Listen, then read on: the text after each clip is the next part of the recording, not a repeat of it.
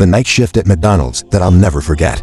I used to work the night shift at a 24-hour McDonald's in a small town. It was always quiet during the night, just a few late-night drive-thru orders from tired truckers or college kids coming back from a party.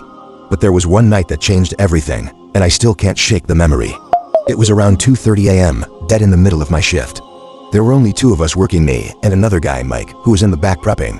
The drive-thru had been slow all night, and the dining area was completely empty.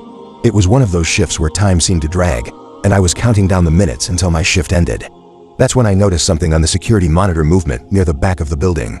At first, I thought it was just someone taking a shortcut through the parking lot, but the figure stopped, lingering near the dumpster. I couldn't make out much from the grainy camera feed, but something about the way they moved made me uneasy. They were too still, just standing there, staring at the back door. I radioed Mike, letting him know someone was lurking near the back. He shrugged it off, said it was probably a homeless person or some kid messing around. But the feeling in my gut told me something was off. A few minutes passed, and I had almost forgotten about the figure when the drive-thru bell rang. I pulled on my headset, but when I greeted the customer, there was no response, just static. I repeated myself, thinking maybe it was a bad connection. Still nothing. Then, suddenly, a low, raspy voice whispered through the speaker, "Come outside." Chills ran down my spine. I immediately looked at the drive-thru camera, but no car was there. The lane was completely empty.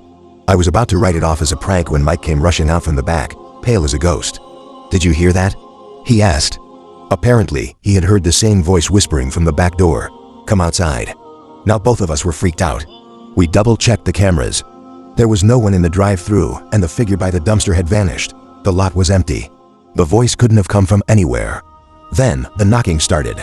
Soft at first, almost like tapping. It was coming from the back door, the one we never used during night shifts.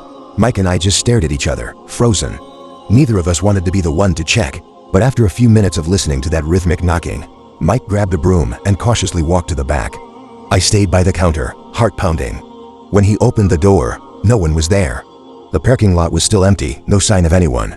But the weirdest part, there were handprints on the outside of the door, small, child-sized handprints smeared in something dark. We didn't know what to do, so we just locked all the doors and refused to go outside until morning. I didn't sleep for days after that shift, and I ended up quitting a few weeks later. To this day, I have no idea who or what was outside that night. If you found this video entertaining, leave a like. And do consider subscribing, it's free, and you can always change your mind in the future.